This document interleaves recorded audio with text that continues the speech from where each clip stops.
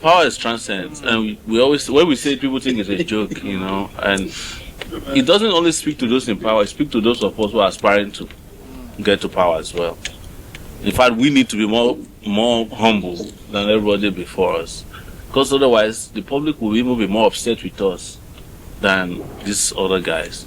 But Minister, this Sowore, you are not supposed to be using police to settle personal scores. You are not supposed to do that. I'm not talking to you, I'm talking to the Minister of the Federal Republic. You are not supposed to use police to settle personal scores. Showore, what's your problem now? Showore, calm down. What's your problem? I'm talking to you now. Showore, you can't come here and talk. Listen, Showore, you can't come here. No, please. Don't come here and talk. Not push you. I'll talk to you. Subscribers to our YouTube channel. If you are coming across this channel for the first time, don't forget to hit that subscribe button and turn on your notification bell.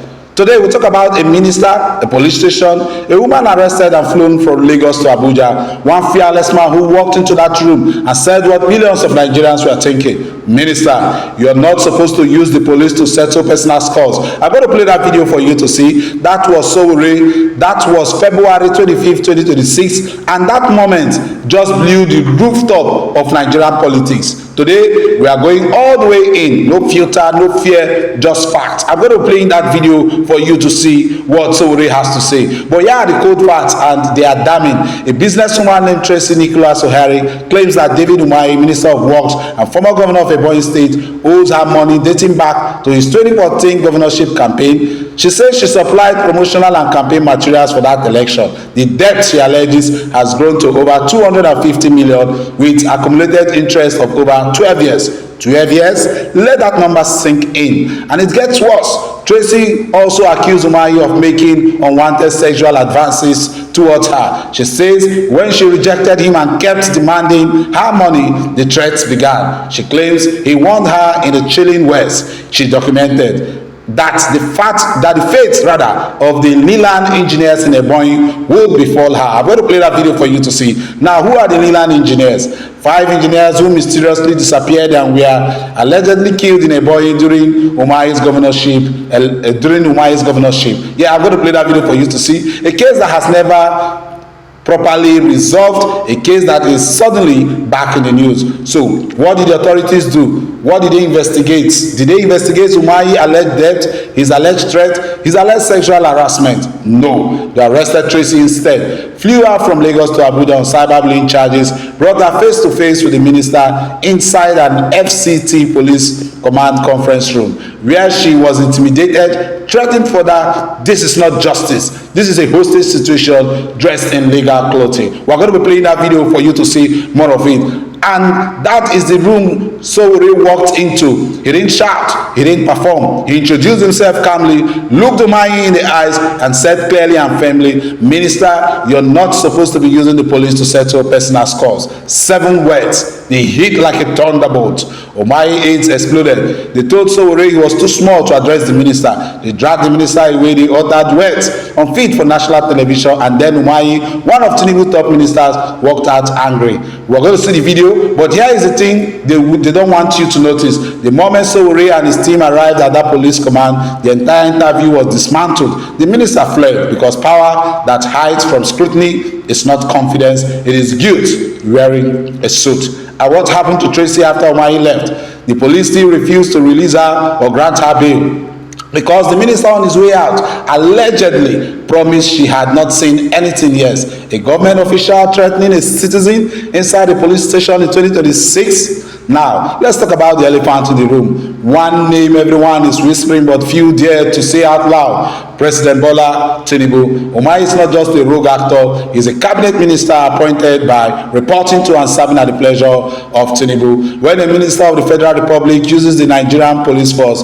a federal institution under the authority of the presidency, to arrest, detain, transport, intimidate a private citizen over a 12-year-old civil debt dispute. The question is not just about Umahi. The question is, where is Tinubu? Arua, the human rights writers, has Association of Nigeria has already called on Tinubu to institute an independent investigative panel into this matter. They warn in clear language that the handling of this case raises grave concerns about potential abuse of power and compromised law enforcement. But here is the deeper problem. This is not an isolated incident. Across Nigeria, citizens are arrested for cyberbullying. Whenever they speak against the powerful, social media posts become criminal evidence. Civil disputes become criminal spectacles. The police become personal enforcers. Sowore extended this message beyond Umahi. He will extend it here. If Tinubu truly believes in this renewed hope agenda, then he must answer for the actions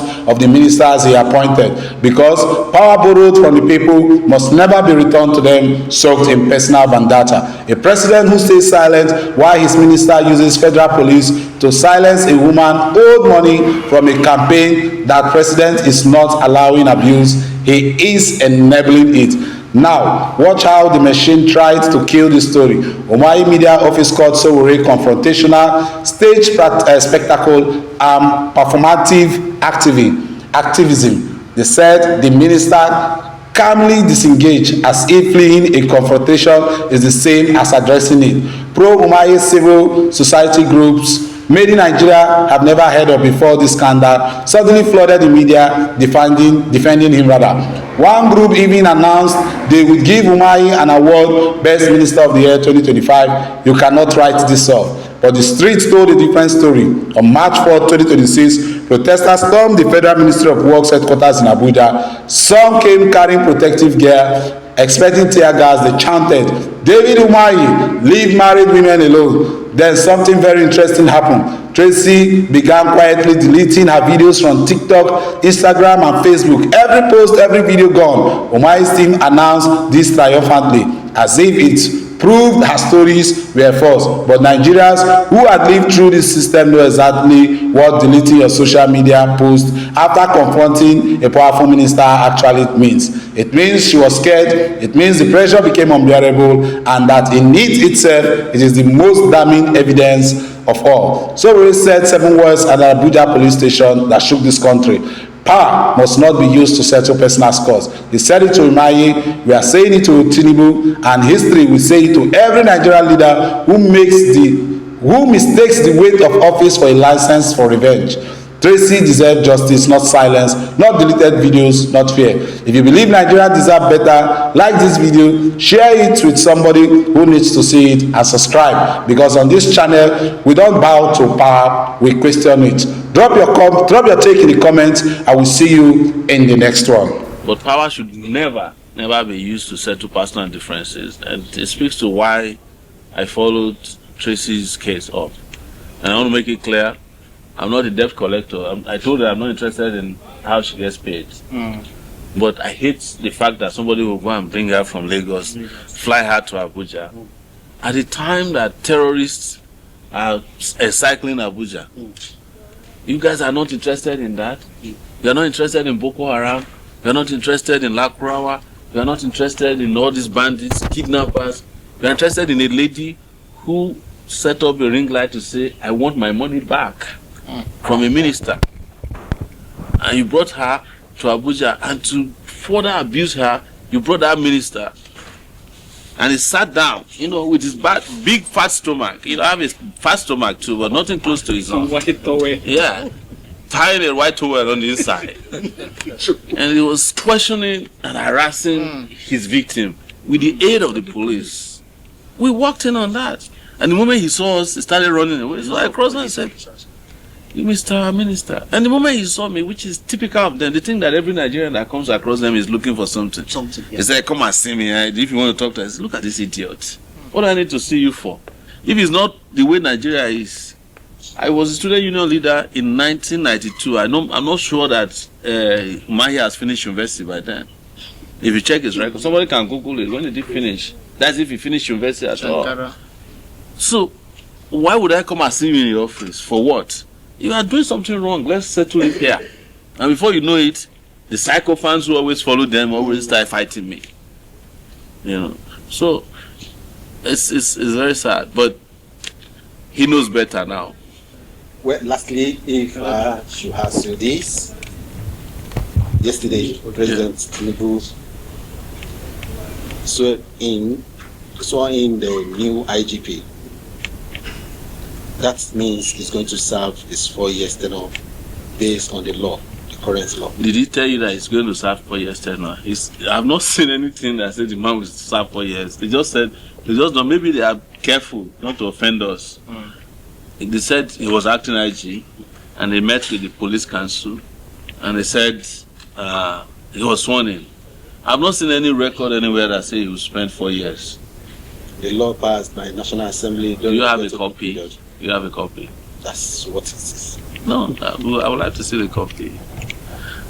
Our position, as a principled position, is that the National Assembly has the right to make laws, the President has the right to assent it, but laws cannot override, the decision of the masses.